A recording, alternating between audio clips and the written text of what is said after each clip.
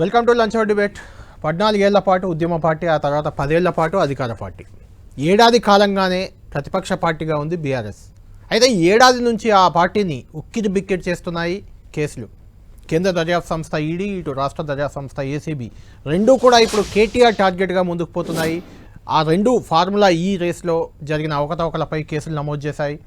కేటీఆర్కు నోటీసులు కూడా ఈడీ ఇచ్చేసింది. జనవరి 7వ తేదీ ఈడీ విచారణకు రావాలంటూ కేటీఆర్కు నోటీసులు ఇచ్చింది. అయితే అంతకంటే ముందు ఏ1గా కేటీఆర్ ఉన్నారు ఫార్ములా ఈ రేస్ కేసులో. ఏసీబీ, తెలంగాణ ఏసీబీ నమోదు చేసిన కేసు అదే వాస్తవానికి. దాన్ని ఈడీ టేకప్ చేసింది. జనవరి 7న విచారణకు రావాలని కోరింది. జనవరి 2వ తేదీన ఇందులో ఏ2గా ఉన్న అప్పటి ప్రిన్సిపల్ సెక్రటరీ అరవింద్ కుమార్ని, ఆ తర్వాత ఏ3గా ఉన్న అప్పటి అధికారిని కూడా జనవరి 3వ తేదీన విచారణకు రమ్మంది. అంటే కేటీఆర్ని విచారించే ముందే అరవింద్ కుమార్, అదేవిధంగా రెడ్డి అప్పటి ఇంజనీర్, వాళ్ళిద్దరిని కూడా విచారించబోతుంది. వాళ్ళు ఇచ్చిన సమాచారంతో కేటీఆర్ని టార్గెటెడ్గా విచారణ చేసేందుకు ఈడీ రెడీ అవుతుంది. అయితే ఇందులో ఇప్పుడు కేటీఆర్ ఇంతకుముందు అరెస్టు చేసుకోమని సవాల్ చేసిన కేటీఆర్ కొంత వ్యూహం మార్చినట్లు కనిపిస్తుంది. ఆయన గతంలో తానే ఇచ్చాను, తానే అనుమతి ఇచ్చాను, ఈ 55 కోట్లు ఏదైతే ఫారిన్ కంపెనీకి ఎఫ్ఈఓకు వెళ్ళాయో, ఫార్ములా ఈ రేసింగ్ కంపెనీకి వెళ్ళాయో దానికి తానే అనుమతి ఇచ్చానని గతంలో చెప్పిన కేటీఆర్ ఇప్పుడు హైకోర్టులో దాఖలు చేసిన అఫిడవిట్లో ఆ డబ్బులకు సంబంధించి తనకు సంబంధం లేదు, ఆ వ్యవహారం అంతా అధికారులు చూసుకుంటారంటూ చెప్పారు. దీని వెనుక ఒక బలమైన కారణం కనిపిస్తుంది. అప్పటి ప్రిన్సిపల్ సెక్రటరీ అరవింద్ కుమార్ ఇప్పుడు అప్రూవర్గా మారిపోయారు. ఆయన ఇందులో తన తప్పేం లేదు, మొత్తం కేటీఆర్ చెప్పిందే చేశానంటూ ఆయన చెప్తున్నట్లు తెలుస్తుంది. దీంతో కేటీఆర్ కూడా వ్యూహం మార్చి అఫిడవిట్ దాఖలు చేశారు. ఈ వ్యవహారంలో తనకు సంబంధం లేదు, అధికారులను విచారించుకోవాలంటూ ఆయన చెప్తున్నారు. ఎందుకు ఆ కేటీఆర్ వ్యూహం మార్చడం వెనుక కారణాలేంటి, అసలు ఈ కేసు ఎక్కడి వరకు వెళ్తుంది, కేంద్ర దర్యాప్తు సంస్థ ఈడీ, రాష్ట్ర దర్యాప్తు సంస్థ ఏసీబీ రెండిట్లో ఏది ముందుగా కేటీఆర్ను అరెస్ట్ చేయబోతుంది, కేటీఆర్ అరెస్ట్కు రంగం సిద్ధమైందా, ఎప్పుడు జరగబోతుంది, ఇదే అంశంపై చర్చిద్దాం. మనతో పాటు జాయిన్ అవుతున్నారు కాంగ్రెస్ పార్టీ నుంచి ఆ పార్టీ ఎల్లారెడ్డి శాసనసభ్యులు ఎమ్మెల్యే మదన్ మోహన్ గారు మనకు లైవ్లో అందుబాటులో ఉన్నారు. బీఆర్ఎస్ నుంచి ఆ పార్టీ కీలక నేత క్రిషాంక్ అందుబాటులో ఉన్నారు. కాసేపట్లో బీజేపీ నుంచి కూడా రాణి రుద్రమ, ఆ పార్టీ అధికార ప్రతినిధి మనకు జాయిన్ అవుతారు. ముందుగా కేటీఆర్ ఈ విషయంలో ఏమన్నారు, కరెక్ట్గా ఎప్పుడైతే ఏసీబీ కేసు పెట్టిందో ఆ రోజు ఆయన ప్రెస్ మీట్ పెట్టారు. ఆ వ్యవహారానికి సంబంధించి కూలంకుషంగా వివరించారు. ఫార్ములా ఈ రేస్ కేసు ఏంటి, దాంట్లో తన పాత్ర ఏంటి అంటే కూడా ఆయనే చెప్పుకొచ్చారు. ఆయన ఏమన్నారో ఒకసారి చూద్దాం. ముందు నాకు మినిస్టర్గా 27 సెప్టెంబర్ నాడు ఫైల్ వచ్చింది, ఏది 55 కోట్లు కట్టాలి అనేది. నేను ఓకే అని సైన్ చేసినాను. సైన్ చేసిన తర్వాత కట్టింది మేము అక్టోబర్ 5 ఒకసారి, అక్టోబర్ 11 రెండోసారి, అంటే 2 ఇన్స్టాల్మెంట్లు కట్టాం. కట్టిన తర్వాత వాళ్ళు డిక్లేర్ చేశారు ఎప్పుడు, అక్టోబర్ 19. మేము అక్టోబర్ 5, 11 కట్టిన తర్వాత అక్టోబర్ 19 నాడు హైదరాబాద్ను క్యాలెండర్లో ఇంక్లూడ్ చేస్తూ నెక్స్ట్ సీజన్కి వాళ్ళు స్టేట్మెంట్ ఇచ్చారు. అంటే ఆ డబ్బులు కట్టడం వల్లనే రేసు మనకు మిగిలింది, లేకపోతే రేసు పోయేది, క్యాన్సిల్ అయ్యేది, మనం అబాస్ పాలయ్యేవాళ్ళం. రైట్, క్లియర్గా చెప్పారు. సెప్టెంబర్ 27న తనకు ఫైల్ వచ్చింది, తను సంతకం చేశాను, తర్వాత డబ్బులు కట్టాను, డబ్బులు కట్టినందుకే ఆ రేస్ ఇక్కడికి వచ్చింది, లేదంటే అబాస్ పాలయ్యే వాళ్ళం, అందులో తానే సంతకం పెట్టానని కూడా ఆయన క్లియర్గా చెప్పారు. అయితే అఫిడవిట్లో మాత్రం ఆ డబ్బులు పంపడానికి, డబ్బులు వాళ్ళకి ట్రాన్స్ఫర్ చేయడానికి తనకు సంబంధం లేదు, అది అధికారులు చేసుకుంది అని చెప్తున్నారు. ఇంతకంటే ఇంట్రెస్టింగ్ ఫ్యాక్టర్ ఒకటి ఉంది. సెప్టెంబర్ 27న ఇప్పుడు కేటీఆర్ చెప్పారు తనకు ఫైల్ వచ్చిందని. ఆ ఫైల్ రాకముందే, అంటే సెప్టెంబర్ 25వ తేదీనే 22.7 కోట్లకు ఇన్వాయిస్ ఆ కంపెనీ నుంచి వచ్చింది, ఆ డబ్బులు కట్టాలని. అంటే ఫైల్ మీద కేటీఆర్ సంతకమే పెట్టలేదు, అంతకు ముందే ఇన్వాయిస్ వచ్చింది. ఇదేలా సాధ్యమైంది? ఇక్కడ ఏం జరిగింది? అరవింద్ కుమార్ పాత్ర ఇందులో కీలకమా, కేటీఆర్ పాత్ర కీలకమా, అసలు ఇందులో అవకతవకలు జరిగాయా, జరగలేదా చర్చిద్దాం. ముందు కృష్ణ గారు మీరే చెప్పాలి. ఈ మొత్తం మంత్రిగా తానే బాధ్యుంది అంటూ ఆ ప్రెస్ మీట్లో మీరు కూడా ఉండుంటారు. కేటీఆర్ క్లియర్గా చెప్పారు. ఎందుకు అఫిడవిట్లో అధికారులకు సంబంధించిన అంశం అది, ఆ డబ్బులు ట్రాన్స్ఫర్ చేయడం నాకు సంబంధం లేదు అని ఎందుకు దాఖలు చేయాల్సి వచ్చింది?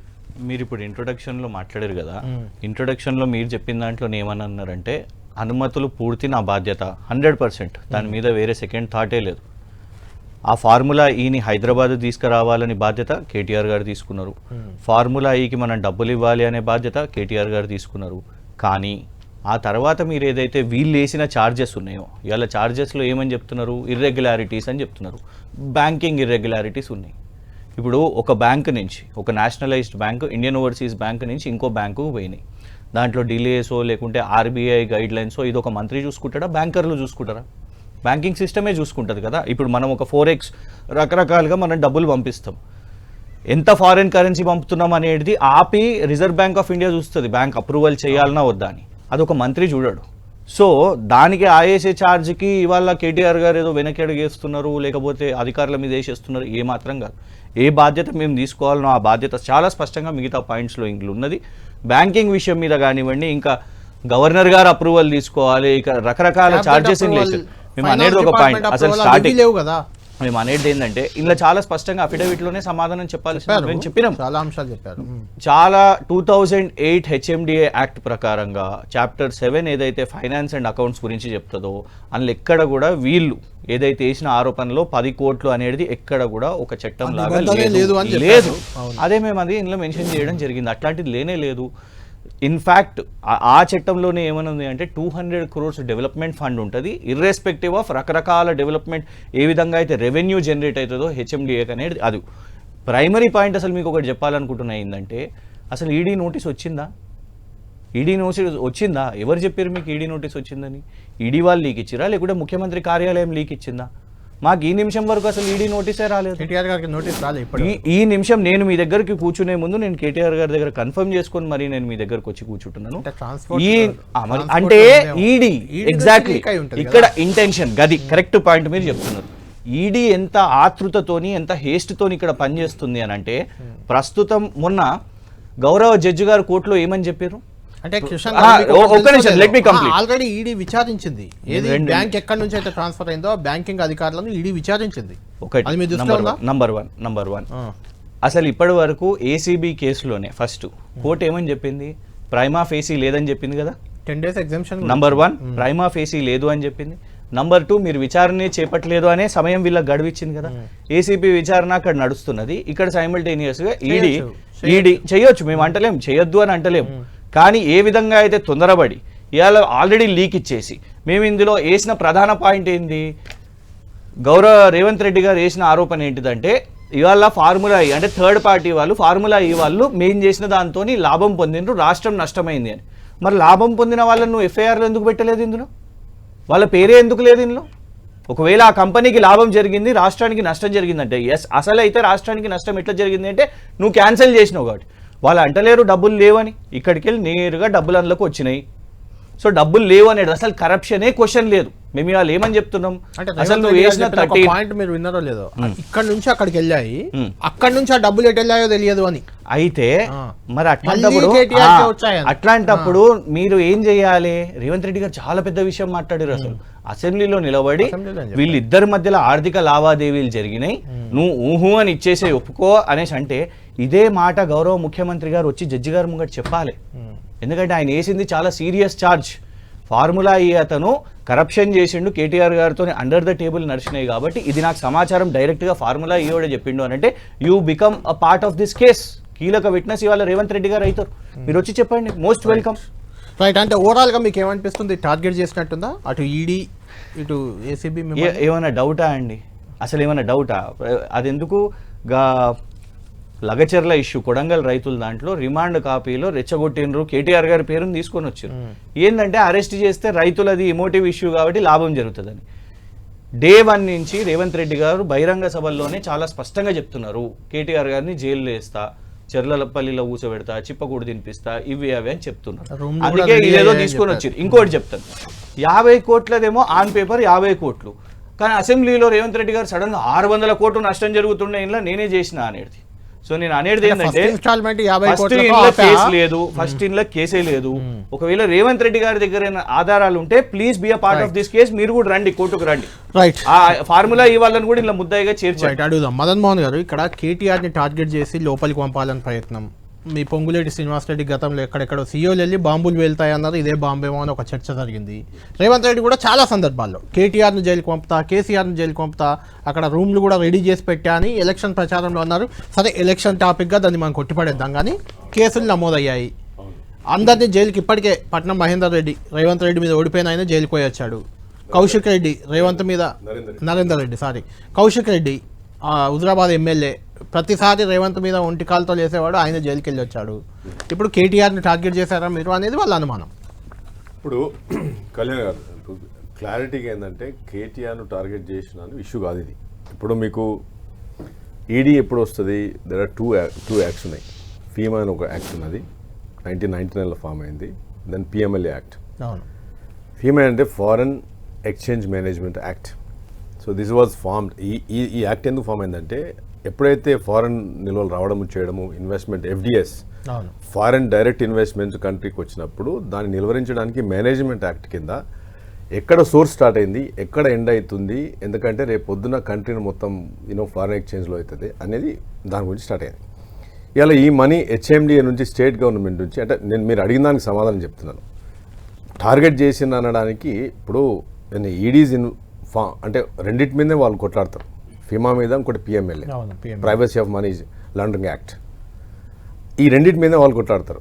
ఇప్పుడు ఈ ఫీమా దాని కింద ఫారెన్ ఎక్స్చేంజ్ అన్నప్పుడు నోటీస్ వస్తుంది. ఇప్పుడు మనకు తను అంటున్నారు ఏంటంటే ఇంకా రాలేదు నోటీస్. ఐ డోంట్ నో, నేను మీడియాలో చూసిన దానికి. బికాస్ బట్ నోటీస్ 7th రోజు ఉందని చెప్పేసి కూడా నేను మీడియాలో చూసినాను. అది ఎంతవరకు నిజమో తెలియదు. నేను అడిగేది ఏంటంటే, నేను వెరీ సింపుల్ క్లారిటీగా అడుగుతున్నాను. ఫీమా ఇన్వాల్వ్ అయినప్పుడు మనీ ఎక్కడి నుంచి కన్వర్ట్ అయింది? ఇండియన్ కరెన్సీ నుంచి పౌండ్స్కి వెళ్ళింది. ఇట్స్ ఈ ఫార్ములా ఆర్గనైజేషన్ యాక్ట్ దాని కింద యూకే బేస్డ్ కంపెనీకి పోయింది మనీ పోయినప్పుడు దానికి ఆర్బీఐ నుంచి మనం 9 కోట్లు గవర్నమెంట్ కట్టాల్సి వచ్చింది. అవును. సో మనీ పౌండ్స్లో పోయినప్పుడు 2 కాంట్రాక్టరీ స్టేట్మెంట్స్ ఉన్నాయి ఇక్కడ కేటీఆర్. ఒకటి తను ఏమన్నాడంటే, ఎస్ నేనే తప్పు చేసినాను, అంటే దేనికైనా నేనే బాధ్యుని అని చెప్పేసి ముందు నేనే సంతకం పెట్టాను. మీ మీడియాలో చాలా క్లారిటీగా ఒప్పుకుంటారు. సంతకం పెట్టే వరకు ఓకే, ఆ తర్వాత జరిగింది నాకు సంబంధం. బట్ ఇప్పుడు నేనేమంటున్నా అంటే, ఇప్పుడు what is the problem? If నా మీరు ఇన్వాల్వ్ కాకపోతే, ఇప్పుడు ఈడీ అనేది సెంట్రల్ బేస్డ్ ఆర్గనైజేషన్, అది స్టేట్ గవర్నమెంట్ లేదు అంటే అదే వాళ్ళ డౌట్ కూడా అదే. మీరు ఏసీబీ కేసు స్టేట్ గవర్నమెంట్ పెట్టగానే సెంట్రల్ గవర్నమెంట్ సంస్థ ఈడీ రంగంలోకి దిగింది అంటే మీ ఇద్దరి మధ్య ఉన్న సంబంధం ఉందా అని వాళ్ళ డౌట్. కరెక్ట్. ఇక్కడే పాయింట్ మిస్ అవుతుంది. దట్ ఈస్ ఎగ్జాక్ట్లీ నేను చెప్తున్నా. ఎప్పుడైతే మనీ యాక్ట్ ఇన్వాల్వ్ అవుతుందో, that is not FEMA and PMLA. ఇవి 2002లో వచ్చినాయి.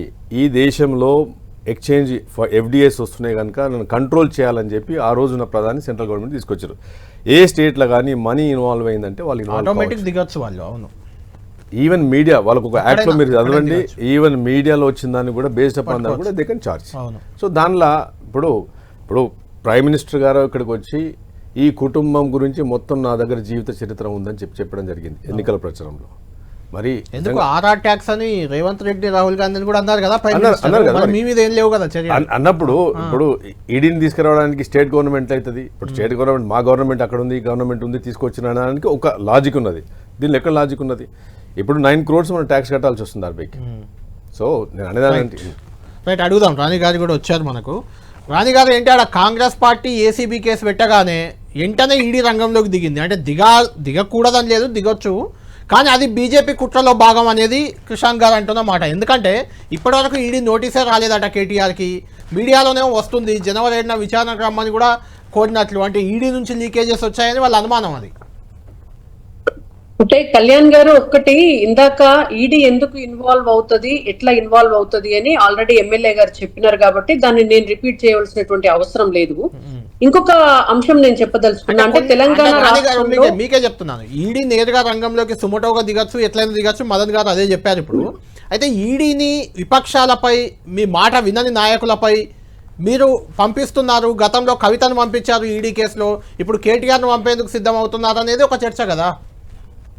అయితే ఒక్కటి కళ్యాణ్ గారు, ఇప్పుడు ఈ కేసులో కేటీఆర్ గారి పైన పెట్టినటువంటి ఏసీబీ పెట్టినటువంటి కేసులో దాంట్లో డబ్బుకు సంబంధించినటువంటి అంశం వస్తే, మరి వారు బీఆర్ఎస్ పార్టీకి సంబంధించినటువంటి నాయకులు కాబట్టి ఈడీ రాకూడదా? మీరు ఫస్ట్ అది చెప్పండి. అంటే ఈడీ వస్తే భారతీయ జనతా పార్టీ కుట్ర చేసింది అని మాట్లాడుతున్నారు కదా, మరి ఇప్పుడు ఈ కేసులో డబ్బులకు సంబంధించిన అంశం ఉంది, ఈడీ రాకూడదా చెప్పండి. ఈడీకి ఏమన్నా అట్లాంటి రూల్స్ రెగ్యులేషన్స్ ఏమన్నా పెట్టినారా? ప్రతిపక్షాలు ఇదర్ బీఆర్ఎస్ పార్టీ కావచ్చు, లేదంటే కాంగ్రెస్ పార్టీ కావచ్చు, ఇగో మేము ప్రతిపక్ష పార్టీలం కాబట్టి మేము డబ్బులకు సంబంధించినటువంటి ఏదైనా కేసులో ఉన్నప్పుడు మా పైన ఈడీ వస్తే మేము ఖచ్చితంగా బీజేపీ కుట్ర అంటాము కాబట్టి ఈడీ రావద్దు అనేదన్నా ఒక కొత్త రూల్ ఏదైనా పెడితే పెట్టమనండి. అంటే ప్రతిపక్షాలలో ఉన్నటువంటి వాళ్ళు డబ్బుల కేసుల్లో ఇరుక్కోవచ్చు, కానీ ఈడీని పంపితే మాత్రం బీజేపీని బదనాం చేసి తప్పించుకోవచ్చు అని అంటే అది చాలా అమాయకత్వం. ఏ కేసుకు సంబంధించి అయినా నేను ఒక్క విషయము కొంచెం క్లారిటీగా చెప్పదలుచుకున్న కళ్యాణ్ గారు, దీన్ని ఫస్ట్ నుంచి చూస్తే మీరు కేటీఆర్ గారి ప్రెస్ మీట్ ని చాలా స్పష్టంగా సునిశ్చితంగా చూడండి. వారు ఎప్పుడు మాట్లాడినా కూడా ఒక అంశాన్ని చాలా క్షుణ్ణంగా చెప్తున్నారు. నేను తెలంగాణ రాష్ట్రానికి హైదరాబాద్ కు లాభం జరిగేటటువంటి పని చేసిన, నేను లాభం జరిగేటటువంటి పని చేసిన, ఈ ఫార్ములా కేసు రేస్ ఏదైతే ఉందో ఈ రేస్ కు సంబంధించి ఇది జరగడం వల్ల హైదరాబాద్ కు లాభం జరిగింది అనేటువంటిది ఒక డిఫెండ్ చేసుకునేటటువంటి ఒక విషయాన్ని వారు చెప్తూ వస్తున్నారు. ఇక్కడ అసలు విషయం గమనించాల్సింది ఒకటి ఉంది. అసలు ఇక్కడ లాభ నష్టాల సంగతి ఎక్కడిది? లాభం జరిగిందా నష్టం జరిగిందా అనే దాని మీద కేసు పెట్టినారా? కాదు కదా. ఇక్కడ పెట్టినటువంటి కేసు దేనికి సంబంధించింది? అసలు ఈ రేసు అనేటువంటి అంశాన్ని ఇది ప్రభుత్వం నుంచి ఒప్పందం జరగకుండా, ప్రభుత్వ అనుమతులు లేకుండా, ఒక శాఖకు సంబంధించినటువంటిది ఇంకొక శాఖ దగ్గర నుంచి డబ్బులు అనేటువంటి వాటిని అసలు ఎటువంటి లిఖిత పూర్వకమైనటువంటి ఒప్పందం లేకుండానే ఒక ప్రభుత్వ బ్యాంక్ దగ్గర నుంచి ఇతర దేశానికి ఒక ప్రైవేట్ కంపెనీకి డబ్బు ఎట్లా పోయింది, ఎందుకు పోయింది, దాని వెనుకాల ఉన్నటువంటి మోటివ్ ఏంటిది అనేటువంటిది కదా ఇవాళ పెట్టినటువంటి కేసుకు సంబంధించినటువంటి ఆంతర్యం. అండ్ ఇంకొకటి, కేటీఆర్ గారిని నేను స్వయంగా అడుగుతున్నటువంటి ప్రశ్న ఒకటి, మీరు ఎంతసేపు లాభాలు నష్టాలు అంటున్నారు కదా, అసలు నిజంగానే లాభం వచ్చేటటువంటి రేసే అయితే ఆల్రెడీ గ్రీన్ గో కంపెనీ దాంతో ఒప్పందం చేసుకొని ఉంది. గ్రీన్ గో కంపెనీ ఎందుకు వెనకపోయింది? అసలు ప్రమోటర్స్ ఎందుకు వెనక్కి వెళ్ళిపోయినరు? ప్రమోటరే దొరకనటువంటి పరిస్థితిలోకి ఆ ఈ ఫార్ములా రేస్ ఎందుకు నెట్టివేయబడింది? లాభాలు వచ్చేటటువంటిది అయితే ముందుకు రావడానికి వందలు వేల సంఖ్యలో ప్రపంచవ్యాప్తంగా కూడా అనేక కంపెనీలు ఉంటాయి. ఎవరు ఎందుకు ముందుకు రాలేదు? అంటే ఉత్తరప్రదేశ్ లాంటి చోట కూడా ఈ ఫార్ములా రేస్ ని ఎందుకు వాళ్ళు క్యాన్సిల్ చేసుకున్నారు? ఇవన్నీ కూడా క్వశ్చన్సే కదా. అసలు ప్రభుత్వం ఏం అవసరం అండి? ఈ రేస్ పెట్టకపోతే ఏం నష్టం ప్రభుత్వానికి? ఈ రేస్ తోటే తెలంగాణ బ్రాండ్ ఇమేజ్ బిల్డ్ అవుతుందా? తెలంగాణ బ్రాండ్ ఇమేజ్ బిల్డ్ కావాలంటే ఎడ్యుకేషన్, హెల్త్, ఫార్ములా ఈ రేస్ అనేది నిజంగా అంత బ్రాండ్ ఇమేజ్ తెచ్చే ఈవెంట్ అయి ఉంటే రాణి గారు అన్నట్టు గ్రీన్ కో కంపెనీ ఎందుకు? స్పాన్సరర్స్ పోటీ పడి వస్తారు. ఇప్పుడు ఐపీఎల్ ఉంది, లేదంటే వరల్డ్ క్రికెట్ మ్యాచ్లు ఉన్నాయి, ఇంటర్నేషనల్ మ్యాచెస్, ఫుట్బాల్ మ్యాచెస్ ఉన్నాయి, స్పాన్సర్స్ పడి వస్తుంటారు. స్టేడియం మొత్తం స్పాన్సర్సే ఉంటారు. ఆ వచ్చిన ఒక్క స్పాన్సర్ వెనకపోతే, మీరు డబ్బులు ఇచ్చి ఆ స్పాన్సర్ పోతే ప్రభుత్వం దానికి స్పాన్సర్గా మారడం ఏంటి? అంటే దానిలో లేదంటే విషయం లేదని అర్థమవుతుంది. అందులో ఒకటి, పోయిన వారమే ఈ దేశ హోంమంత్రి గారు అమిత్ షా గారు పార్లమెంట్లో నిలబడి ఫార్ములా స్పోర్ట్స్ కాశ్మీర్కి తీసుకోవడం కేంద్ర ప్రభుత్వం ఘనత అని మాట్లాడారు. ఇట్స్ ఆన్ రికార్డ్, నేను అబద్ధం చెప్తలేను. అమిత్ షా గారు ఆన్ రికార్డ్ పార్లమెంట్లో మాట్లాడారు. మరి కేంద్ర ప్రభుత్వానికి ఒక రూల్, మాకు ఒక రూలా? నేను వన్ బై వన్ చెప్తాను. నేను ఈ డాక్యుమెంట్స్లోనే చాలా స్పష్టంగా, ఇన్ఫ్యాక్ట్ మేము రేవంత్ రెడ్డి గారిని కోరింది ఏంటంటే, ఫార్ములా ఈ వాళ్ళు దానకిషోర్ గారికి రాసిన లేఖలన్నీ బయటపెట్టండి. మీరు 700 కోట్ల రెవెన్యూ, ఎవరైతే ప్రమోటర్ కంపెనీ ఉన్నాడో వానికి లాస్ వచ్చి ఉండొచ్చు కాక, నేను రాలేదని అంటలేను, కానీ యాడ్స్ పేరు మీద, టికెట్స్ పేరు మీద ఇక్కడ ప్రతి ఒక్క హోటల్స్లో సచిన్ టెండూల్కర్, శిఖర్ ధవన్, ఆనంద్ మహీంద్రా ఇట్లాంటి వాళ్ళు అందరూ వచ్చినప్పుడు ఆ రెవెన్యూని అసెస్ చేసి 700 కోట్లు including advertisements and all that వచ్చినాయని చెప్తున్నారు. మేము ఎందుకు ఇది మాట్లాడుతున్నాం అని వారు అన్నారు కదా. ఐఎమ్ షూర్, నాకు తెలిసి బీజేపీ స్పోక్స్ పర్సన్ గారు ఈ డాక్యుమెంట్స్ చదవలేదు అనుకుంటా. వాళ్ళు ఏసీబీ వేసిన కౌంటర్ దాంట్లో ఇది page number 11. The public servant, including the petitioner, constitute breach of trust, are in violation of established norms and procedure dealing with public monies, and huge loss has been caused to the public exchequer. ఇందుకు కేటీఆర్ గారు 700 కోట్లు వచ్చింది అని మేము ఏదైతే గణాంకాలతో Nielsen వాళ్ళు release చేసిరో, ఈ ఫార్ములా వాళ్ళు రిలీజ్ చేసిరో, దాన్ని మేము చెప్తున్నాం, ఉట్టిగా చెప్తలేం. వాళ్ళు వేసిన ఆరోపణ నష్టం జరిగింది అని. మేము అంటున్నది ఏంటంటే, మీరు క్యాన్సిల్ చేసింది కాబట్టి నష్టం జరిగిందని. దయచేసి ఈ డాక్యుమెంట్స్ చదివి మనం మాట్లాడాలి. ఇంకొకటి, వాళ్ళు వేసిన ఆరోపణ ఏంటిది? వీరు మాట్లాడారు పిఎంఎల్ఏ. ఒక్క నిమిషం, లెట్ మీ కంప్లీట్. మంచి సబ్జెక్టివ్ థింగ్ ఇది. పిఎంఎల్ఏ అన్న, it is prevention of money laundering act. Correct. Money laundering అంటే ఏంటిది? క్యాష్, ఇల్లీగల్ క్యాష్ని లీగలైజ్డ్ చేయడం. It doesn't arise here, it's not an illegal cash. అందుకే మీకు ఏసీబీ కేసులో ఎక్కడ కూడా ఇప్పటి వరకు పిఎంఎల్ఏ సెక్షన్స్ వేయలేదు, నంబర్ 1. ఇంకొకటి ఫిమాలో ఇక్కడ ఏం చెప్తున్నది? Any individual or any authorized person has transferred the money violating ఆ రెమిటెన్సెస్. ఒకవేళ రిజర్వ్ బ్యాంకు అవన్నీ చెప్పలేదు అని అంటే, ఇక్కడ ఆథరైజ్డ్ పర్సన్ కాదు, కేటీఆర్ గారు సంతకం పెట్టలేదు, రైట్? నాకు తెలిసి అరవింద్ కుమార్ గారు కూడా సంతకం పెట్టలేదు. ఎందుకు? ఇప్పుడు నేను ఒక చైర్మన్గా పనిచేసినానండి, మేము నిర్ణయం తీసుకున్నాం, మా ఎండి గారు నిర్ణయం తీసుకున్నాం, మాకు జనరల్ మేనేజర్ ఫైనాన్స్ అని ఉంటారు, వాళ్ళు చూసుకుంటారు లెక్కలు. సో ఇందులో ఎవరు చేసిరు? లేదు, ఇండియన్ ఓవర్సీస్ బ్యాంక్ చేసిందా? ఉస్కో భీ లగా దో ఇస్మే. అది కాకుండా ఇది చుట్టి ఏ, పిఎంఎల్ఏ ఎఫ్ఎంఏ అరవింద్ కుమార్ కి లీగల్ గా you do not have a case. KTR Arvind Kumar కి మధ్య జరిగిన phone transactions, WhatsApp chatting, phone transactions ఒక నిమిషం, phone transactions WhatsApp calls, okay WhatsApp messages, ఇవన్నీ కూడా Okay. ఫోన్ లో జరిగిన ఏవైతే ఉన్నాయో సంభాషణలు అన్ని వాళ్ళు చేస్తున్నారు. ఓవరాల్ గా ఇచ్చిన ఇన్ఫర్మేషన్ ప్రకారం నేను ఇచ్చిన అరవింద్ కుమార్ చెప్తున్నారు. నేను అనేది కేటీఆర్ ఏంటంటే, ఇచ్చిన ఇన్ఫర్మేషన్ మొన్న కౌశిక్ రెడ్డి గారి కేసులో గౌరవ కోర్టు ఒక మాట చెప్పిందండి, ఈ ఫోన్లు ఎందుకు కావాలి మీకు అనవసరంగా, ఊకే ఫోన్లు ఎందుకు తీసుకుంటారు. అల్టిమేట్ గా బాటమ్ లైన్ కేటీఆర్ గారు ఫోన్ కావాలన్నా రేవంత్ రెడ్డి గారికి చెప్పండి. ఎందుకంటే మీకు తెలుసు నా ఫోన్ కూడా సీజ్ చేసిర్రు, నా ఫోన్ కూడా సీజ్ చేసిర్రు. 10 ఫోన్లే కదా. కవిత గారిది ఏమన్నా ఎస్టాబ్లిష్ చేయగలిగిరా? కవిత గారిది ఏమన్నా ఎస్టాబ్లిష్ అయిందా? యాజ్ ఆఫ్ దిస్ మినిట్ ఏమైంది? రేవంత్ రెడ్డి గారికి ఇట్లనే ఒక లూజ్ స్టేట్మెంట్ మాట్లాడిరు. సుప్రీంకోర్టు ఏమని చెప్పింది, మీరు కోర్టు తీర్పునే తప్పుపడుతున్నారా, ఇది తప్పు అని చెప్తే క్షమాపణ చెప్పాల్సిన పరిస్థితి. ఇవాళ కూడా మేము చెప్పేది సార్ ఇదే, this is a week case, ఇందులో కేసే లేదు. వాళ్ళు అంటారు నష్టం ఎక్కడుందని. ఇంకోటి చెప్తున్నాను, ఫస్ట్ ప్రైజ్ ఎవరు ఇచ్చిర్రండి ఆ ఫార్ములా ఈవెంట్లో? ఫస్ట్ ప్రైజ్ ఎవరు ఇచ్చిర్రు విన్నర్కి? గౌరవ అనురాగ్ ఠాకూర్ గారు, కేంద్ర క్రీడా శాఖ మంత్రి గారు. చెప్పండి అమ్మా, ఇప్పుడు ఎందుకు అనురాగ్ ఠాకూర్ గారు వచ్చిర్రు, ఎందుకు కిషన్ రెడ్డి గారు వచ్చిర్రు? కిషన్ రెడ్డి గారు వచ్చి కేంద్రం ప్రోత్సాహం లేకుండానే వస్తుందా ఈ ఫార్ములా స్పోర్ట్స్ ఇక్కడికి? Sir on record Kishan Reddy గారు ఆ ఈవెంట్ దగ్గరకు వచ్చి కేంద్రం సపోర్ట్ లేకుండానే వస్తుందా ఇది అని. సో ఉట్టిగా దయచేసి ఏమనుకోకండి, వేగ్గా మాట్లాడకండి, please speak to the facts. Right, ఒక్క నిమిషం రాణి గారితో మాట్లాడి మీ దగ్గరికి వస్తాను. రాణి గారు, 2 పాయింట్లు ఉన్నాయి ఇక్కడ. ఒకటి, ఆ ఫార్ములా ఈ రేసు వేస్ట్ అని మీరు చెప్తున్నారు. మీరు అన్నారు ఇంతకుముందు, అమిత్ షా దాన్ని పార్లమెంట్ సాక్షిగా దాన్ని కాశ్మీర్ తీసుకెళ్ళాలని గొప్పది అన్నారు. ఇక్కడ అనురాగ్ ఠాకూర్ వచ్చి ఆ ఈవెంట్లో పాల్గొన్నారు, కిషన్ రెడ్డి వచ్చి పాల్గొన్నారు. అంటే అందరూ అది ఒకవేళ వేస్ట్ ఈవెంట్ అయితే, పనికిరాని ఈవెంట్ అయితే, హైదరాబాద్కు ప్రయోజనం లేనిదైతే, లేకుంటే ఇండియాకే ఉపయోగం లేనిదైతే ఎందుకు రావాలి? మీరు రావద్దు కదా, దానికి అటెండే కావద్దు కదా.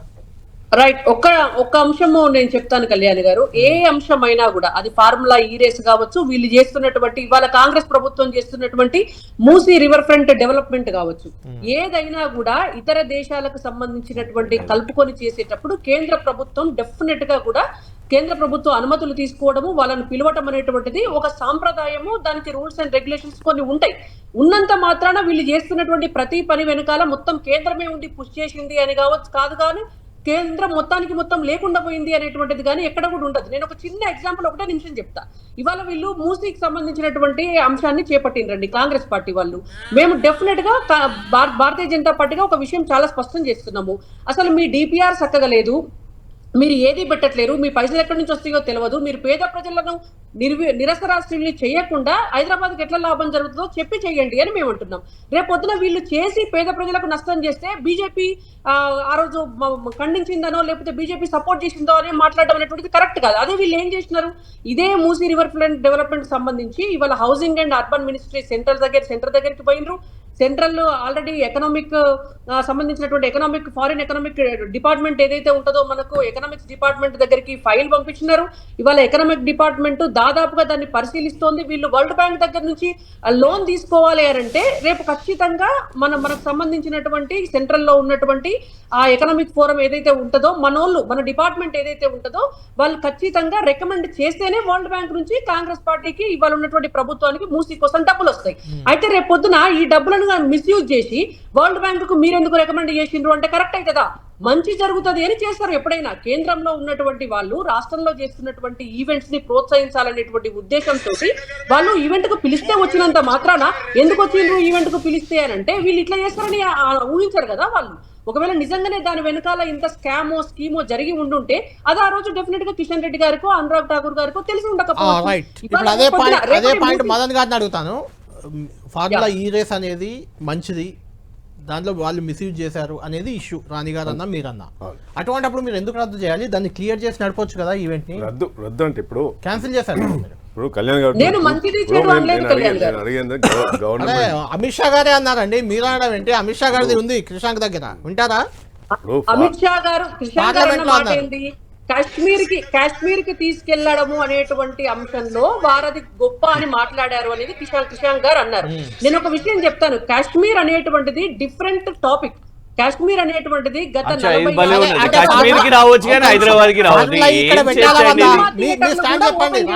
బీజేపీ అధికార ప్రతినిధిగా మీరు స్టాండ్ చెప్పండి, ఫార్ములా ఈ హైదరాబాద్ లో పెట్టాలా అవసరం లేదా? నేను ఒకటే అండి, ఫార్ములా ఈ రేస్ కంటే కూడా ఇవాళ పాఠశాలలు కట్టడం అనేటువంటిది ముఖ్యం. ఫార్ములా ఈరేస్ కంటే కూడా హాస్పిటల్ కట్టడం ముఖ్యం, ఫార్ములా ఈరేస్ కంటే కూడా ఎంప్లాయ్మెంట్ క్రియేట్ చేయడం ముఖ్యం. ఒక 10 ఇవన్నీ నరేంద్ర మోదీ గారికి కూడా చెప్పండి మరి, ఫార్ములా ఎందుకు తీసుకొని వస్తున్నారు వారు కూడా అని కాశ్మీర్ కి. శ్రీనగర్ లో కాశ్మీర్ లో కూడా అదే అవుతాం కదా. రైట్, ఇప్పుడు టాపిక్ ఇస్ వెరీ క్లియర్. దీంట్లో కరప్షన్ జరిగింది, ఫ్రాడ్ జరిగింది, మనీ లాండరింగ్ అయింది. అంటే క్యాష్ టు క్యాష్ అయితేనే తప్పది. క్యాష్ టు క్యాష్ అయితే ఫారెన్ ఆన్లైన్ ట్రాన్స్ఫర్ కూడా తప్పే. Yes, కానీ ఇలా online ప్రభుత్వం transfer. నుంచి ఒక కంపెనీకి వెళ్ళింది కదా. 100%. ప్రభుత్వమే కదా క్యాష్ పంపింది. నుంచి అయింది. No, it is basically act. ఇది యాక్ట్ ఏంటంటే to control the sources, control the fraudulent యాక్టివిటీని కంట్రోల్ చేయడానికి. ఇలా ఫార్ములా ఈ రేసు మంచిదా కాదా అనేది అది డిఫరెంట్ టాపిక్. అది టాపికే కాదు. ఇప్పుడు నేను అడిగేది ఏంటంటే ఫార్ములా ఈ రేస్ కార్ తెచ్చినప్పుడు సర్కస్ వాడు వస్తాడండి. సర్కస్ వాడు వచ్చి సర్కస్ పెట్టుకుంటాడు, నిమాజ్ చేస్తాడు, వెళ్ళిపోతాడు. అప్పుడు ఇన్ఫ్రాస్ట్రక్చర్ వానికి ల్యాండ్ ఇచ్చడానికి ఏం రాదు కదా. ఇన్ఫ్రాస్ట్రక్చర్ బిల్డ్ చేసి ఇప్పుడు హైదరాబాద్లో ఒక ఇన్ఫ్రాస్ట్రక్చర్ అప్పుడు చంద్రబాబు నాయుడు గారు తీసుకొచ్చిండు, అనుకున్నారు, ప్లాన్ చేసినప్పుడు రాలేదు మనం. ఒక ఇన్ఫ్రాస్ట్రక్చర్ బిల్డ్ చేసినప్పుడు రేపు పొద్దున దాని నుంచి రెవెన్యూ జనరేట్ చేసినప్పుడు గరీబోనికి పేద ప్రజలు. ఇప్పుడు ఇవన్నీ మనం ఎందుకు చేస్తాము?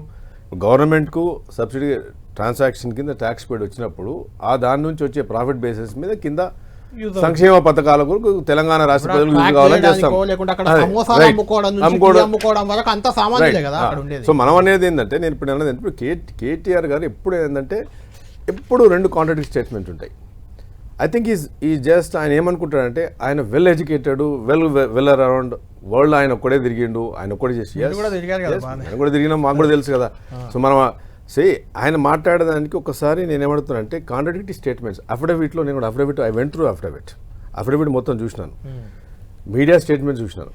Right, that two. తను ఏమంటాడు మౌఖిక, ఆయన ఏమంటాడు అరవింద్ కుమార్ ఏమన్నాడు అందులో, మౌఖిక ఆదేశాల మేరకు నేను మనీ రిలీజ్ చేసిన అంటాడు. Right. So no, it's not question of agree or not agree.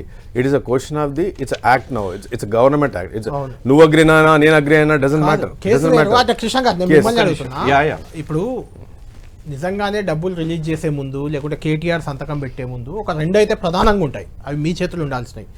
Cabinet approval కావాలి, ఫైనాన్స్ అప్రూవల్ కావాలి. ఆ డబ్బులు కరెక్ట్. ఆ 2 అప్రూవల్స్ తీసుకోవడం చాలా ఈజీ పని. ఎందుకు ఈజీ పని అంటున్నా అంటే, క్యాబినెట్ అంటే వాళ్ళు ముఖ్యమంత్రి కేటీఆర్ తండ్రి, ఫైనాన్స్ మినిస్టర్ వాళ్ళు హరీష్ రావు, కేటీఆర్ ఒకటే ఫ్యామిలీ చేసుకున్న సంతకాలు తీసుకోవడానికి ఎందుకు వచ్చింది ఇబ్బంది?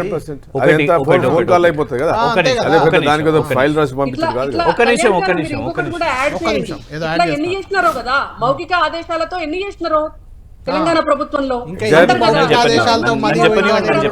చెప్పండి.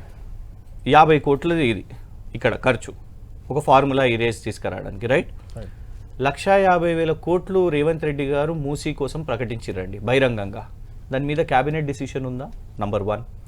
అదానీ నుంచి 100 కోట్లు నేను తీసుకుంటా అనే దానికి క్యాబినెట్ డిసిషన్ ఉందా? ఎందుకు చెప్తున్నా అంటే అదానీ అల్లాటప్ప కాదు. మీ Rahul Gandhi opposes tooth and nail against Adani. Number 1. పోనీ వరల్డ్ బ్యాంక్ నుంచి నేను 4,000 కోట్లు even before DPR becoming ready, DPR అవ్వకముందే మీరు 4,000 కోట్లు మేము ప్రపంచ బ్యాంకుని తీసుకొని వస్తున్నాం అనే దానికి క్యాబినెట్ అప్రూవల్ ఉందా? లేవు. నేను అనేది ఏంటంటే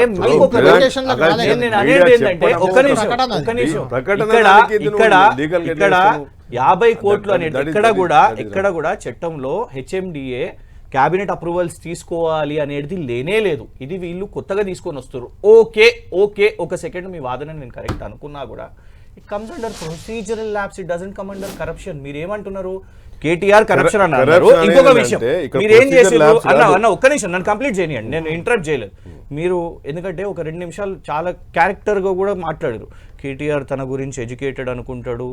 హీ ఈజ్ ఎడ్యుకేటెడ్. కేటీఆర్ ప్రపంచమంతా తానే తిరిగిండు అని అనుకుంటారు అని అన్నాడు. అంటే వీళ్ళు పాయింట్ ఏంది? నేను ఎందుకు టార్గెట్ కేటీఆర్ అంటున్నా అంటే, మాట్లాడితే కరప్షన్ గురించి మీరు మాట్లాడండి, కానీ ఇవన్నీ మీరు మాట్లాడుతున్నారంటే పర్సనలైజ్డ్గా యూ వాంట్ టార్గెట్ ఏమని అర్థమవుతున్నది కదా. పర్సనలైజ్ టార్గెట్ అంటే నేను మాట్లాడిన దానికి ద 2 థింగ్స్. 1, కాంట్రాడిక్టరీ స్టేట్మెంట్ గురించి ఆయన ఇచ్చే స్పీచెస్లో ఆయన మాట్లాడే పద్ధతి ఎట్లా ఉంటుందంటే, ఆయన 100% ఆయనకు తెలుసు, ఆయన చెప్పింది అలా అనుకుంటాడు. ఇవాళ నేను అనేది ఏంటంటే, నువ్వు కరప్షన్ చేసినావా, ఫ్రాడ్లెంట్ చేసినావా, నువ్వు ఇరికినావా అనేది it is not, we are citizens. నేను ఎమ్మెల్యే కావచ్చు, మీరు వేరే పొజిషన్లో వచ్చు, మనం ఎవరైనా కావచ్చు, మన చేతిలో లేదు అది. It is law. Law is taking, ED is a law. ED take చేసినప్పుడు మీకు ED is not the law. I'm sorry. Rahul Gandhi opposes that. ED is the law. మీరు ED ముంగట ధర్నా చేస్తారు, ED ఆఫీసర్స్ లో ముంగట. ఇప్పుడు సడన్ గా ED ప్రేమ వచ్చేసింది వీళ్ళకు. మీరే ధర్నాలు చేస్తారు. ED ఆఫీస్ లో ముంగట AICC మొత్తం ధర్నా చేసింది. నేను ఏమంటున్నా అంటే ఆ యాక్ట్ ప్రకారం వాళ్ళు తీసుకున్నారు. ఏసీబీ అది ముఖ్యమంత్రి గారు కూడా తీసుకెళ్లి గవర్నర్ ముందు పెట్టింది కదా, గవర్నర్ అప్రూవల్ అయింది కదా, ఇది గవర్నర్ అప్రూవల్ అయింది. సిద్ధరామయ్య గారి మీద కూడా అయింది కదా గవర్నర్ అప్రూవల్. మదన్ గారు ఇది ఏది తేలక ముందే కేటీఆర్ ను దొంగ అనేలా ఎక్కడ పడితే అక్కడ అంటే ముఖ్యమంత్రి స్థాయి వ్యక్తులు, మంత్రులు బాంబులు వేలుస్తాం, కేటీఆర్ అంతా ఫ్రాడ్ చేశాడు. సరే అది పొలిటికల్ కాదు కదా, మంత్రి అనేది సీఎం అనేది ఒక పదవి, ఒక రాజ్యాంగబద్ధమైన పదవులు అవి. అక్కడ ఉండి ముందే మనం తీర్పు ఇచ్చినట్టు మాట్లాడడం ఎంతవరకు కరెక్ట్? దాంట్లో ఇన్వాల్వ్ బాంబులు వేల్చున్నా అన్నది డిఫరెంట్ ఇష్యూ. అది ఇప్పుడు ఇది డిఫరెంట్ ఇష్యూ. ఇది వచ్చిన తర్వాత మీరు ఏజీబీని తీసుకొచ్చి బాంబులు దానికి పొలిటికల్ యాంగిల్, పొలిటికల్ ల్యాండ్స్కేప్ లో డిఫరెంట్ మాట్లాడతారు. అట్లా అంటే మనకి చాలా మంది కుటుంబము చాలా మంది మాట్లాడి అవన్నీ గెట్ ఇంటూ డీప్ ఉంటుంది. అది అవసరం లేదు మనకి, ఎందుకంటే ఈ రోజు మాట్లాడి ఈ కేసులో కేటీఆర్ ఏం కాబోతున్నారు మీరు ఫైనల్ గా కంక్లూడ్ చేయండి. నేను 100% ఇప్పుడు ఫారెన్ ఎక్స్చేంజ్ లో ఆ కంపెనీకి వెళ్ళిన తర్వాత ఆ పౌండ్స్ లోకి యునైటెడ్ కింగ్డమ్ పోయిన తర్వాత అక్కడ నుంచి ఎక్కడ డిస్ట్రిబ్యూట్ అనేది అది బయటకు వస్తుంది. బయటకు వచ్చిన తర్వాత as per the law will take care of. Right. Kalyan గారు, మేము సూటిగా ఒకటే చెప్తున్నాం. మీరు అన్నారు బాధ్యత, మళ్ళీ రిపీట్ చేస్తున్నా, నిర్వహణ బాధ్యత మేము దాన్ని తీసుకొని రావాలి ఇక్కడ ఫార్ములా ఈ అనేది 100% కేటీఆర్ గారి బాధ్యత. కానీ నేను ఒకటే చెప్తున్నా, ఈ దేశంలో బ్యాంకింగ్ వ్యవస్థ కూడా మంత్రులు చేస్తారా, ముఖ్యమంత్రులు చేస్తారా? ఇది ఒకటే వారు సమాధానం చెప్పలేదు. ఇంకొకటి నేను ఇందులో చాలా సూటిగా అడిగినా, నాకు ఆ సమాధానం ఇద్దరి నుంచి కూడా రాలేదు. ఎందుకు ఇందులో ఫార్ములా వాళ్ళను పెట్టలేదు, ఎఫ్ఐఆర్లో ఫార్ములా ఈ వాళ్ళ పేరు ఎందుకు లేదు అనేది మేము ఇందులో అడుగుతున్నాం, మిమ్మల్ని అడుగుతున్నాం. నంబర్ 1. ఇంకోటి, రేవంత్ రెడ్డి గారు అసెంబ్లీలో మాట్లాడిన విషయం కోర్టుకు వచ్చి మాట్లాడతారా, జడ్జి ముందు చెప్తారా ఇందులో ఆర్థిక లావాదేవీలు ఉన్నాయి, డైరెక్ట్ గా ఫార్ములా కో ఫౌండరే నాకు చెప్పిండు అని వారు అసెంబ్లీ సాక్షిగా మాట్లాడారు. స్ట్రైట్ క్వశ్చన్స్ అండి. అసెంబ్లీ సాక్షిగా రేవంత్ రెడ్డి ఫార్ములా ఈ రేస్ అతను చెప్పాడు, ఇందులో అవకతవకలు జరిగాయని అని చెప్పినప్పుడు ఆ కంపెనీ FEO ఫార్ములా ఈ ఆర్గనైజేషన్ అది కూడా అందులో బాధ్యులు కావాలి కదా. ఎందుకు A1 గా కేటీఆర్ ఉంటాడు, A2 గా అరవింద్ కుమార్ ఉంటాడు, A3 గా ఎవరో ఇంజనీర్ ఉంటారు, ఆ కంపెనీని అంటే దాని వల్ల లబ్ధి మీరు అన్నట్టు కరప్షన్ జరిగితే దాని వల్ల లాభం ఎవరికి జరిగి ఉండాలి? ఆ కంపెనీకే జరిగి ఉండాలి. కరప్షన్ జరిగిందంటే మీరు అక్కడ పాయింట్ అర్థం చేయాలి. కంపెనీ జరగలేదు, కంపెనీ త్రూ లావాదేవీలు వేరే దగ్గరికి వెళ్ళినాయని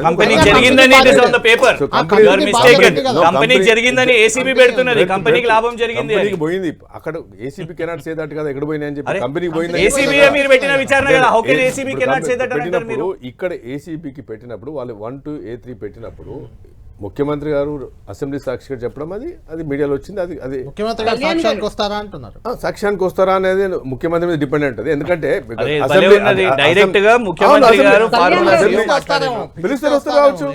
అసెంబ్లీ సాక్షి చెప్పిండు కదా ఆయన. రెస్పాన్సిబుల్ సిటిజన్ గా మీకు ఇన్ఫర్మేషన్ ఉన్నది కాబట్టి మీరు ముందుకు రండి. మేము అందుకే చెప్తున్నాం, కాంట్రడిక్షన్ ఎవరిలో ఉందో మీకు చాలా స్పష్టంగా ఇక్కడనే అర్థమైపోయింది మీకు. రాణి గారు, ఇప్పుడు ఈడీ కేసు పెట్టినా, ఏసీబీ పెట్టినా, మీరు బీజేపీ నాయకురాలిగా కాదు ఇన్ జనరల్గా చెప్పండి, కేటీఆర్ కరప్షన్ చేశాడు, లేకుంటే అరవింద్ కుమార్ చేశాడు, లేకుంటే రెడ్డి ఎవరో ఉన్నారు ఇంజనీర్ ఆయన చేశారు అనుకుందాం. వాళ్ళు చేస్తే ఆ కరప్షన్ వల్ల లబ్ధి చేకూరింది అల్టిమేట్గా కంపెనీకి FEOకే పోయినాయి ఆ డబ్బులన్నీ. అక్కడి నుంచి ఎటువైనా సెకండరీ. ముందైతే 55 కోట్లు వాళ్ళ అకౌంట్లు ఉన్నాయి. అంటే ఆ కంపెనీకి లబ్ధి జరిగినప్పుడు వీళ్ళు చేసిన కరప్షన్ వల్ల ఆ కంపెనీ లాభపడ్డప్పుడు అది కూడా కేసులో భాగస్వామి కావాలి కదా. మరి ఎందుకు ఈడీ నోటీసులు ఆ కంపెనీకి ఇవ్వలేదు, ఏసీబీ ఆ కంపెనీ పేరే చేర్చలేదు? అయితే ఒకటండి, ఇప్పుడు అసలు ఈడీ నోటీసులు కేటీఆర్ గారికే రాలేదు అంటున్నారు. మరి ఆ కంపెనీకి పోయినయా పోలేదా అనేటువంటి సంగతి మనకు తెలియదు.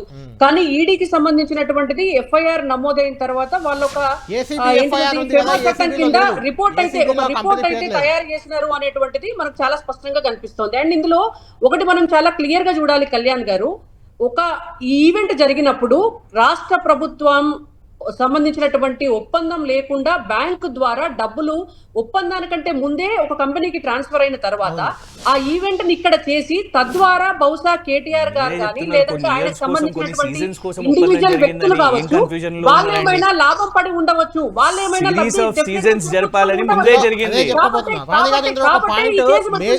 మేజర్ పాయింట్ ఒకటి ఉంది. అంటే పొలిటికల్ టార్గెట్ పక్కన పెడితే 55 కోట్లు వాళ్ళ పంపింది వాస్తవమే, దానిలో ల్యాప్సెస్ ఏమైనా ఉన్నాయేమో అవి విచారణలో తేలుతుంది తర్వాత సంగతి.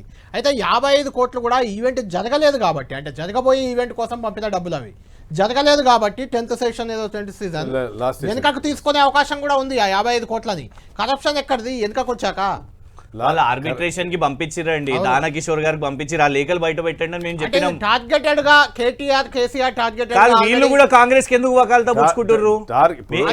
నేను చూడండి, అనురాగ్ ఠాకూర్ గారు వచ్చారు, కిషన్ రెడ్డి గారు వచ్చారు. వీళ్ళు ఎందుకు వకాలతో పుచ్చుకున్నారు? అంటే ఈడీ అని అంటున్నారు. ఇప్పుడు వారు కూడా మీరు ఏసీబీలో పేరుందా అని అంటే ఈడీ అని అంటారు. పేరు చేరుస్తుందేమో అన్నారు కానీ ఏసీబీలో చేర్చలేదు తప్పు అని మీరు కూడా అనట్లేదు కదా, ఏసీబీలో ఉండాలి తప్పే అనట్లేదు కదా. మేమెందుకంటామండి? ఇప్పుడు ఒకటి, కాంగ్రెస్ పార్టీ ప్రభుత్వం అధికారంలో ఉంది, అధికారంలో ఉన్నటువంటి వాళ్ళు ఒక అంశానికి సంబంధించి అధికార పార్టీ ఒక కేసు పెట్టినారు, దాని ఎంక్వైరీ నడుస్తోంది, ఏసీబీ ఎంక్వైరీ నడుస్తోంది, అందులో ఈడీ ఇన్వాల్వ్ అయింది. బీజేపీ మాట్లాడదా ఏమనండి? మరి ఇట్లనే ఆ షోదా కాంట్రాక్ట్ గురించి జయమని చెప్పండి. మహేశ్వర్ రెడ్డి గారే మాట్లాడారు కదా, షోదా కాంట్రాక్ట్ లో 1137 కోట్లు జరిగింది అవినీతి అని. కేటీఆర్ గారు పోయి మంత్రి గారికి ఇచ్చిర్రు, మహేశ్వర్ రెడ్డి గారు ఎత్తిర్రు. మరి వాళ్ళ వరకు ఎందుకు దాని మీద నోటీస్ రాదు? మరి దాని మీద విచారణ చేయరు, దీని మీదనేమో స్పీడ్ గా ఈడీ రావాలని అడుగుతారు. దాని మీద అన్నిటికీ రావాలని అడిగినాం. రేవంత్ రెడ్డి గారి మీద ఉన్నటువంటి ఓటుకు నోటు కేసు కూడా బీఆర్ఎస్ పార్టీ 10 సంవత్సరాల అధికారంలో ఉండి కూడా రేవంత్ రెడ్డి గారిని రక్షించింది. ఆ కేసు కూడా ఇమ్మీడియట్ గా జరగాలి అని కూడా గతంలో మేము డిమాండ్ 10 సంవత్సరాల నుంచి మీరు కూడా ఉన్నారు కేంద్రంలో ఈడీ చేతిలో పెట్టుకొని. మేమెందుకుంటామండి? ఓటుకు నోటు కేసుకు మాకేం సంబంధం? అవుతుంది కదా, కోర్టులు స్వచ్ఛ బయో 1000 కోట్లు సొంత బ్రదర్ తోని యుఎస్ లో ఒప్పందాలు నడుస్తుంది కదా. అమృత్ కాంట్రాక్ట్ 1137 కోట్లు, మ్యాక్స్ బిఎన్ ఫార్మా సొంత అల్లూరి మీద ఆల్రెడీ సిబిఐ ఈడీ కేసెస్ ఉన్నాయి. ఇవన్నీ పెట్టండి రేవంత్ రెడ్డి గారి మీద తీసుకోండి. ఇప్పుడు ఈడీ ఇప్పుడు మనం మాట్లాడేది ఏంటంటే ఈ ఫార్మా కేసు కింద 55 కోట్ల 600 కోట్ల డజన్ మ్యాటర్. నోటికి వచ్చిన ఫిగర్ చెప్పేస్తారా? కాదు, ఏసీబీ అయితే రిజిస్టర్ చేసింది కదా. అది కాదు మదన్ గారు, 55 కోట్లు పంపారు, 600 కోట్లు వెళ్ళేది నేను ఆపానన్నారు. అసలు ఆ ప్రభుత్వమే లేదు కదా, 600 కోట్లు ఎలా 55 కోట్లు ఎలా వెళ్తాయి? అవకాశం అయిందని చెప్పేసి ఏసీబీ 55 అయింది, 600 కోట్లకు ఫస్ట్ ఇన్స్టాల్మెంట్ ఇది ఆపాను అని ముఖ్యమంత్రి అన్నారు. అసలు ప్రభుత్వమే లేదు, వాళ్ళు ఎలా 600 కోట్లు సేవ్ చేయగలిగిన చేయకుండా.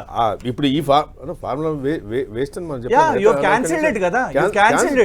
జరిగి ఉంటే 700 కోట్ల రెవెన్యూ వస్తుంది. ఇక్కడ జరిగింది ఎందుకంటే ఆయన డబ్బులు అడిగిండు అని చెప్పేసి అసెంబ్లీ సాక్షిగా అని చెప్పడం జరిగింది. అప్పుడే డౌట్ వచ్చింది కదా, అసెంబ్లీ సాక్షి డబ్బులు అడిగిండు అని చెప్పడము. ఆ ప్రూఫ్ లేకపోతే ముఖ్యమంత్రి గారు వచ్చి అసెంబ్లీ విషయం మీరు వచ్చి కోర్టులో చెప్పాలి. మీరు ఇప్పుడు అన్నారు కదా, ఎగ్జాక్ట్లీ ఇదే మాట మేమే చెప్తున్నాం. స్వాగతం పలుకుతాం, రేవంత్ రెడ్డి గారు కీలక విట్నెస్ అవుతారు ఈ కేసుకి. డబ్బులు అడిగినరు, ఇందులో లావాదేవీలు అయినాయి, ఇందులో కమిషన్స్ అయినాయి అని అంటే డెఫినెట్ గా జడ్జి ముందు వచ్చి రేవంత్ రెడ్డి గారు చెప్పాలి. This is our demand. Kalyan గారు, నేను అడిగేది ఏంటంటే కేటీఆర్ గారు చాలా సార్లు మాట్లాడిండు, 10 సంవత్సరాలు మంత్రిగా ఉన్నప్పుడు ఆన్ రికార్డ్ మీడియా చాలా సార్లు మాట్లాడిండు. ఏం చెప్పడం ఏంటంటే law will take care of it అని చెప్పడం జరిగింది. అప్పుడు ఆ రోజు చంద్రబాబు నాయుడు దగ్గరకు వచ్చినప్పుడు కూడా అంటే డిఫరెంట్ టాపిక్ కానీ ఆ రోజు మాట్లాడుతూ అవునండి శిక్ష పడుతుంది, శిక్ష ఎవరికైనా పడాల్సిందే అని మాట్లాడిన వ్యక్తిని మరి ఈరోజు కృష్ణ గారు ఎందుకు అంటే నేను కోర్టు జైలుకి వెళ్తాను, స్లిమ్ అవుతాను, వాకింగ్ చేస్తాను, పాదయాత్ర చేస్తాను అన్న కేటీఆర్ క్వాష్ పిటిషన్ ఎందుకు వేశారు? అవసరం లేదు.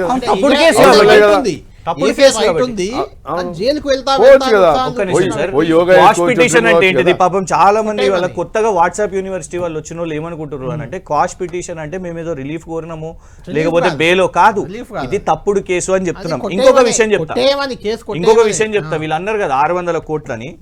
ఏసీబీ వాళ్ళు వేసిన చార్జెస్ లోనే పేజ్ నెంబర్ 22లో ఏమని ఉంది అంటే the averment that the successive government fail to pay the balance 50% payment. Balance 50% అంటే అర్థం ఏంటండి? 55 ప్లస్ ఇంకో 55 ఎంత అవుతుంది? 110 ఓవరాల్ అమౌంట్. మరి 600 ఫిగర్ ఏడికెళ్ళి వచ్చింది? నోటికి రేవంత్ రెడ్డి గారు చెప్పేసారు అసెంబ్లీలో. There is no where. ఇది మీ ఏసీబీ మీరు చేస్తున్న విచారణ సంస్థ ఇచ్చిన డాక్యుమెంట్ చెప్పినట్టే 600 కోట్లు. మరి ఆయన దానికి 600 కోట్లు దానికి ఎక్స్ప్లెనేషన్ ఇస్తారు కదా. 600 కోట్లు ఉంది కదా, దాని టాపిక్ కాదు కదా మనం మాట్లాడేది. 600 కోట్లు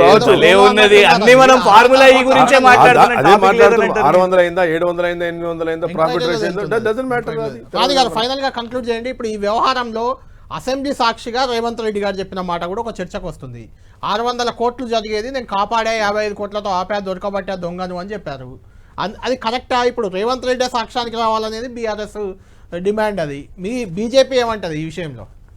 ఇప్పుడు అట్లా ముఖ్యమంత్రులు, నాయకులు, ఎమ్మెల్యేలు, ఎంపీలు, మంత్రులు మాట్లాడిన వాటిని సాక్ష్యాలుగా తీసుకుంటే నిజంగా కూడా భారతదేశంలో అందరూ కూడా నోరు దగ్గర పెట్టుకొని మాట్లాడే వాళ్ళండి. అట్లా నిజంగా సాక్ష్యంగా తీసుకుంటే మంచిదే. ఇప్పుడు రేవంత్ రెడ్డి గారు వెళ్ళాలి. గత 10 సంవత్సరాలుగా కేటీఆర్ గారు, కేసీఆర్ గారు చేసినటువంటి ఆరోపణలు అన్ని కూడా ఉన్నాయి చూసినారా? వాటన్నిటిని వారు మాట్లాడినటువంటి అన్ని మాటలను కూడా సాక్ష్యాలుగా పెడితే కేసీఆర్ గారు, కేటీఆర్ గారు, రేవంత్ రెడ్డి గారు వాళ్ళని ఎందుకు డిఫెండ్ చేస్తారో నాకు అర్థమైతే లేదు. కానీ ఇక్కడ ఏదో ఆరోపణ కాదండి, ఫార్ములా కో ఫౌండర్ వచ్చి కలిసిండ్రు వారిద్దరి మధ్యలో. ఇందులో ఈ కేసులో మీరు ఏదైతే జైల్లో పంపాలనుకుంటున్నారో ఆ కేసు చుట్టూ నడుస్తున్నది కాబట్టి అంత కీలక అంశం కాబట్టి నేను మాట్లాడుతున్నాను. భలే డిఫెండ్ చేస్తున్నారు కాంగ్రెస్ పార్టీని.